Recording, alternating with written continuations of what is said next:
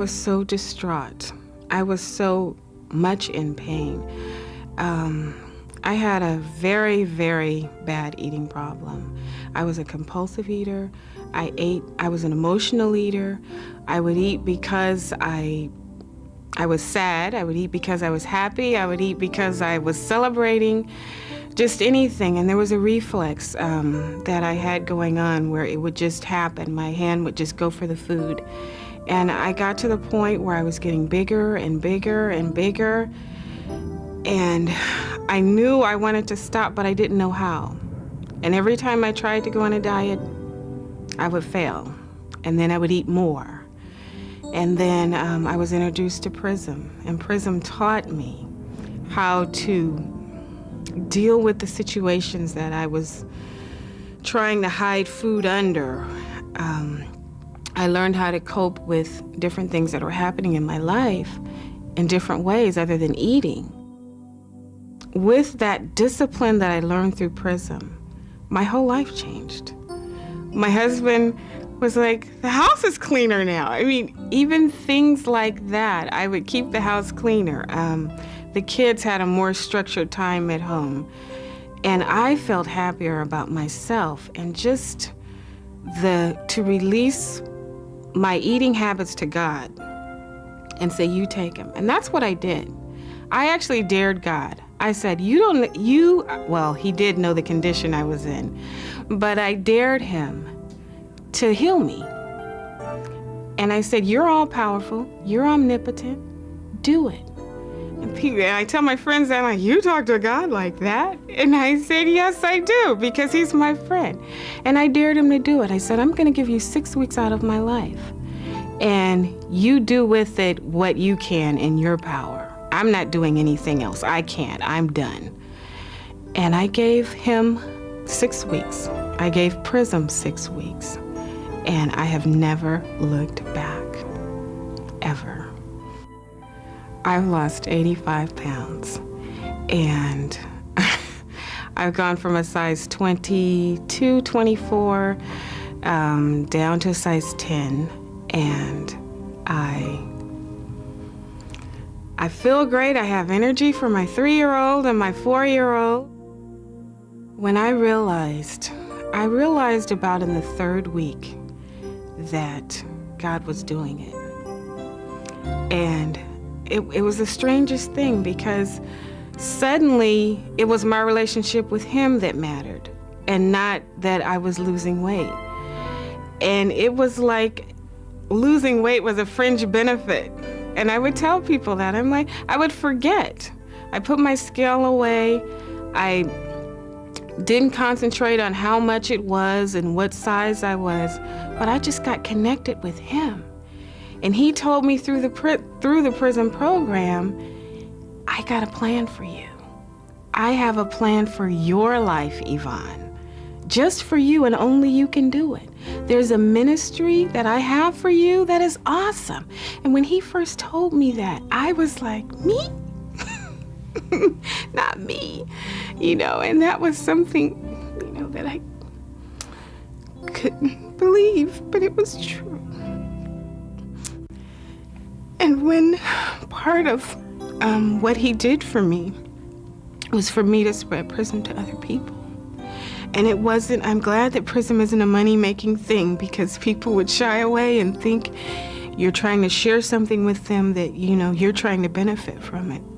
And my benefit has been that other people have found the freedom that I've found, and it's priceless. Welcome to your Week 11 meeting. It's so exciting to think that you've completed nearly 2 phases of your weight loss journey. A journey that has taken you great strides in changing your eating behaviors. Your hard work has brought you far from your former habits, attitudes, and emotional responses. And as a result, the fruit of your labor has begun to yield a harvest from which you reap the benefits of successful weight loss and a new, healthier lifestyle.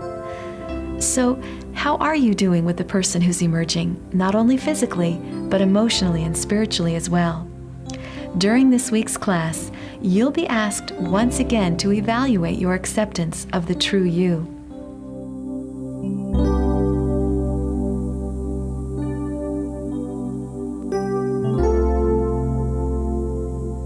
To help us reflect on our attitudes of the true you person in the mirror, Tony has asked Carla Mathis to join us for a second visit. Founder and president of Color Style Incorporated, an image consulting firm, Carla lectures, teaches, leads seminars, and consults with corporations nationally and internationally. Carla inspires men and women to celebrate and accept themselves as works of art. Please welcome Carla Mathis as she guides us to consider how what we wear reflects our inner beauty, self-acceptance, and devotion to God. Before I get into today's subject, I really want you to think about something. Why are you here? What brought you here? What are your attitudes? What are your attitudes about your body? About yourself? Is there anyone courageous who wants to talk to me about this? Are some of the attitudes maybe, oh, I'm just not happy with the way I look. I wish I was different. Man, I'm just giving you some examples that I've heard over the years. I think God just sort of passed me by when he gave out the looks. Anyone think of that? Would there be anything that you'd change if you could about your body? We talked about this before, right? So what I want to look at today is, why do you have these attitudes? From where did they come? Was it your perception of yourself? Was it some well-meaning family member that teased you and gave you some messages that you just took as your own and said, gee, I guess I'm not okay? Was it the fact that you go into a store and you keep trying on clothes and they don't look good and you feel bad, and if you had a different body then it would look, anything? Right. The reality is that the manufacturing companies that make clothes have to make a profit, and they can't make a profit if they make clothes for your body and your body and your body and your body and your body and everybody's body. So we have to figure out how to get those clothes fitting our bodies. So it's not that there's something wrong with your body, there's something wrong with the clothes, or that it needs to be fixed. You have to fix it. Once you buy it, it's only partially done. You have to fix it. So that's part of the topic for today. What are the skills that we need? But before we go into that, I want to talk about these attitudes. Because as Christians, and if we read the Bible, we know that God created, and God created what was good and beautiful. So if God created what was good and beautiful, then how come we aren't? Or we think we aren't? Well, I'm here to tell you that, of course, you are, but you have to learn to figure that out in your heart, not just your head, but way down in your heart. In order to do this, I want to give you some encouragement. Your heart really does tell the truth. When you look in the mirror and you aren't pleased with what's reflected back, trust it that something isn't quite right. It's not your body. It's how you see the body. Something is out of balance. Either the clothes you've chosen don't fit your body, don't relate to your body, should have someone else's body in them, or your hairstyle isn't in balance with your body proportions and your personality, or your makeup isn't something that should be there, or maybe you need more. You know, I always say to women who don't like to wear makeup, I understand. God created the feminine species in the animal kingdom for camouflage. And so as women, we really are sort of in camouflage mode. So if we just stay 5 feet away from anyone to whom we're speaking, we don't need makeup. We're fine. But the minute we go out into the man's world, which is outside, see, men are much more colorful, full of color than women. Did you know that? They are. They don't look so terrible in the morning. But There aren't very many of us that would like to be caught in a fire in the middle of the night and go outside, right? Without our makeup. I mean, how many of us grab the eyebrow pencil and the lipstick if there's a fire? Right. So we go out in the man's world and we need to be seen. And we have to be seen in order to be heard. So if we are more than 10 feet away from the person to whom we're speaking, we cannot be seen without some makeup. If you're in a meeting, you need a little makeup. If you're in a big meeting, you need more makeup. If you're on stage, you need a lot of makeup. So if you don't want to wear makeup, that's fine. Just don't go outside. You know, stay within 5 feet. So it could be that your makeup isn't in balance. Your hair isn't in balance. Your clothes aren't in balance. Something's out of balance, or you would feel great about what's reflected back in the mirror. That's all. So it's a matter of skill. And that's what today's about, is skill. And we're going to do some demonstration here. You see, God didn't make any mistakes. God is very interested in beauty, in perfection, in form. Think in Scripture about the minute details for the temple. Minute details. And it wasn't just stuff, it was beautiful stuff that had to be collected. Gold and precious stones and velvets and fabulous silks and fabrics. Think of Solomon's temple. I mean, God doesn't create junk. And he wants us to reflect back his creation. Okay, so let's think about this creation a bit. Think of flowers. Think of roses, hydrangeas. Think of your favorite flower. What's your favorite flower? What's your favorite flower? Probably a rose. A rose, right. What color rose? Pink. Pink. Anyone like yellow roses? Mm-hmm. Anyone like orchids? Mm-hmm. Orchids, roses, hydrangeas, daisies. Would we think of saying, oh, that rose isn't beautiful, it's just not the shape of that orchid. It's not pretty. We wouldn't say that. Every flower has its own special, particular form, design, and gift of beauty. And each of you is like a flower in God's bouquet. Each of you has your own special gift of beauty. We just have to learn to find out God's point of view. Now, we've already talked about the body's design pattern, to look at our bodies in a way that sees the differences in the forms and sees them as beautiful.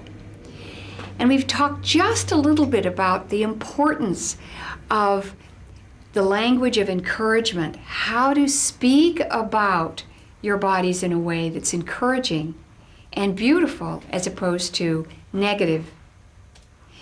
It's not limp dishwater blonde hair. It's angel, fine, delicate, gossamer hair, the color of smoke and mist. Sounds better to me. How would you feel as a little girl if your mom had told you you have this misty, beautiful hair, or eyes the color of velvet, deep brown, luscious velvet? Oh, well, wouldn't you feel wonderful about your eyes? See, and as little ones, we know that we're special. We don't think about it. But as adults, somehow we lose that. We forget that we are God's special gift, and we're to reflect what God had in mind in our choices of clothes and environment as a way of saying thank you to God, not as a way of getting affirmation from somebody else. It's God we're dressing. We're dressing for His pleasure, not for anything else. So if we don't come into balance and we don't make the most of how God put us together, then we're saying, God, you don't count. No, you didn't have it right. There's no hope here. And I say, that's almost blasphemy. That is unbelievable to think that we would go before the Lord and say that he goofed. So we have to then say, okay, God, what's your point of view? How do I let go of those attitudes I have? First, what are they? Second, how do I let go of them? And then, how do I see and understand your point of view, not just here, but deep in my heart, so I know I'm okay? And we have to be ready then to be beautiful. Not everyone is. It's scary. For some of us, it hasn't been safe to be beautiful. And so we hide so we won't be noticed because it's scary when we are. For some of us, we don't have the skills. Our moms didn't know, and our moms' moms didn't know, and they were so busy making ends meet and getting food on the table. It's just there wasn't enough time to think of the other things. So there are all sorts of reasons that we don't know. But we have to look at that, put it on the table and say, well, I'm going to choose to do something differently. I'm going to get different attitudes. God, what's that going to be? How's that going to look? How do I learn this? And that's what we're going to do today. We're going to go through some art principles. How do you get dressed? So you know what you're doing and you feel good about it. You don't have to look at anybody else to give you approval. You see, when you look in the mirror and what's reflected back isn't wonderful, haven't you gone into a store and you put on some clothes, you go try on clothes and you put on something and you go, if only this and only this and then 2 minutes later you have on another garment and you go, oh, well, there. Now that's okay. And suddenly we go from feeling terrible about ourselves to feeling really pretty good, right? 2 minutes. And so it's just perception and having on the right clothes. So when we get the clothes that fit our body, we're going to talk about fit in a minute, when we get the clothes that fit the body, then we have to put them together. It's like, oh my gosh, what's the hairstyle? What's the makeup? What shoes do I wear? What earrings do I wear? How do I put this together so it looks like a work of art? So we don't notice the clothes, we just notice and experience the person. See, the goal of this is that we don't know what you have on. We just go, wow, I'd like to get to know you better. I want to know you. I think I know you because of what you're wearing. This is an intuitive thing, but that's really it. And the minute we notice the earrings, the necklace, the skirt that doesn't fit, then we get lost from you. We're noticing the clothes, not the person. Okay? So, we want to not pay attention to what we have on, but we have to pay attention to every tiny detail. Now, at first, it seems overwhelming. It's like, oh my gosh, I have nothing in my closet, nothing fits, and that's true. So it takes about 2 years. You need to know this, be nice to yourself. It takes 2 years to start getting your wardrobe in a place that you've got something that you can always depend upon, feel good, don't have to worry about it, you put it on, you go out the door, don't think about it again. You have a closet full of clothes that you love. How many people can say that? Honestly? Right. So that's the goal, and it takes at least 2 years, 2 to 5 years. All right.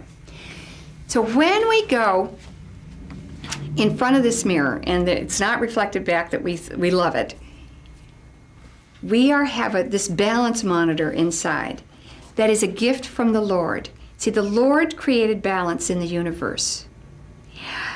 Fibonacci was an Italian mathematician in the late 1200s, 13th century, who noted a series of ratios that leaves unfurl in these ratios, shells uncurl in these ratios, the universe is expanding in these ratios, and the ratios are 1 to 2, 2 to 3, 3 to 5, 5 to 8. They build upon each other forever.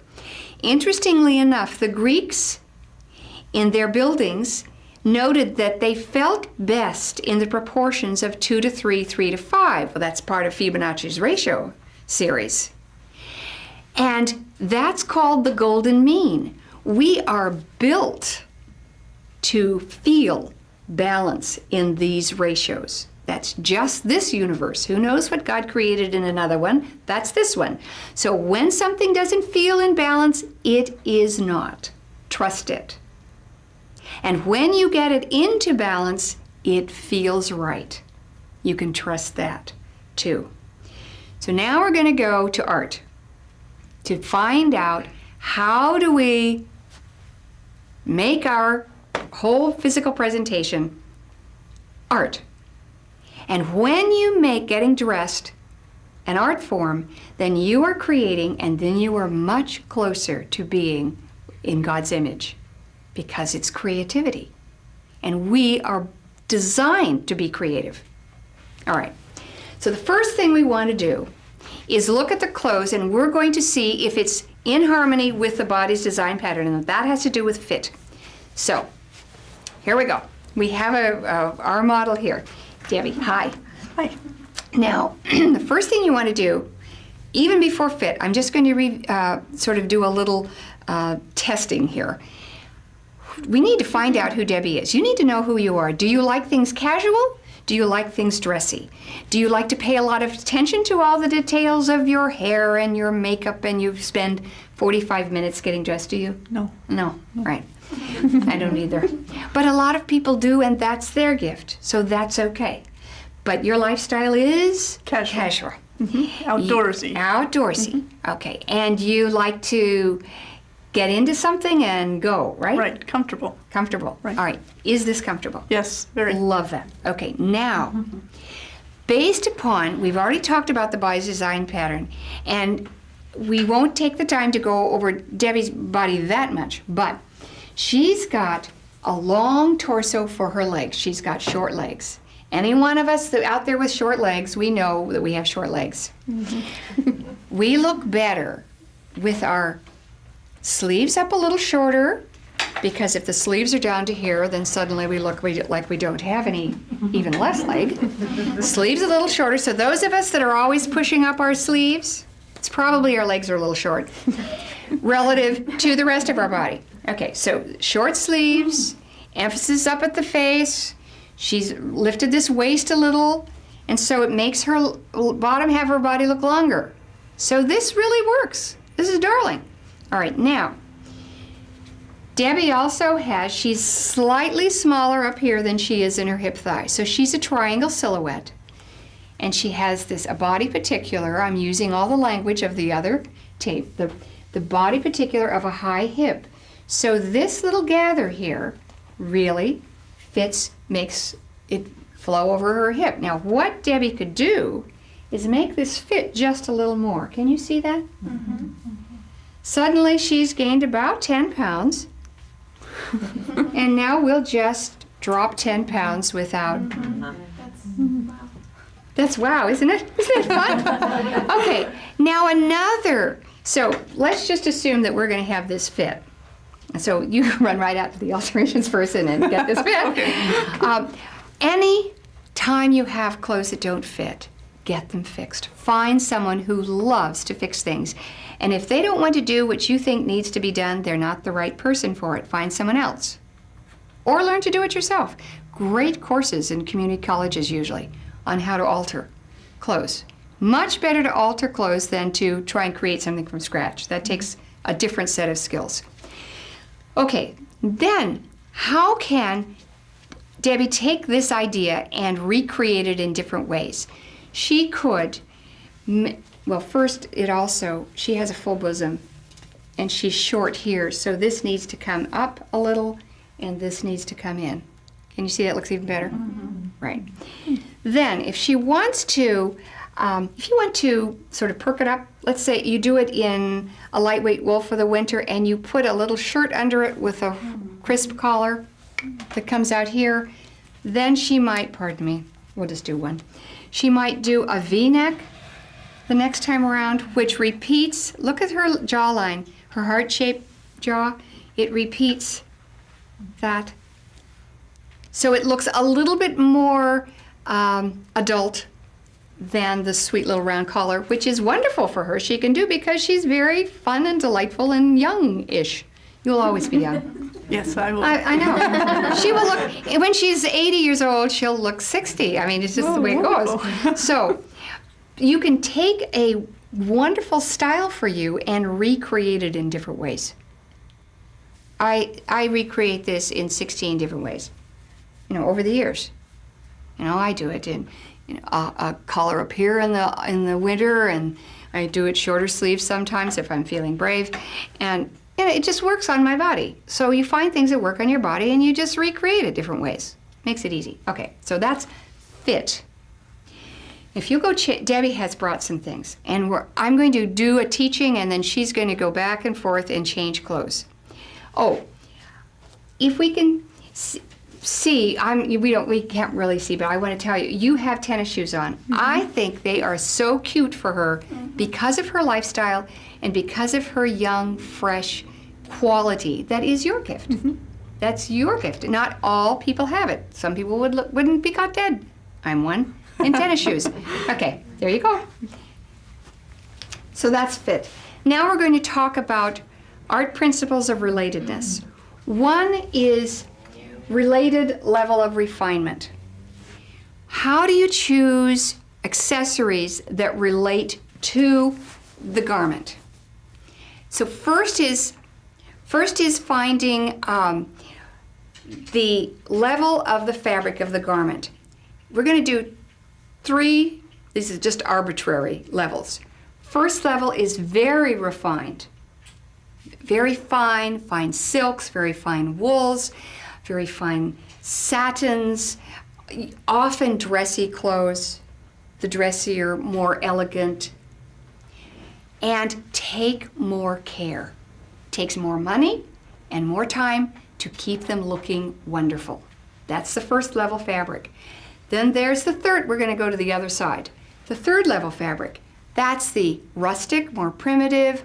It's harder wear, it's the Levi's, the khakis, the heavy boots, the heavy tennis shoes, anything that students might wear because it's easy care, it's hard wear, it doesn't take a lot of thought in keeping this fabric. They're tougher fabrics. That's third level. And depending upon your lifestyle, you can have a third level lifestyle if you live in Wyoming, right? On a ranch, or Visalia on a ranch, or you can have a first level lifestyle in Manhattan, in a penthouse, in a high level executive position somewhere in the world. That might be first level.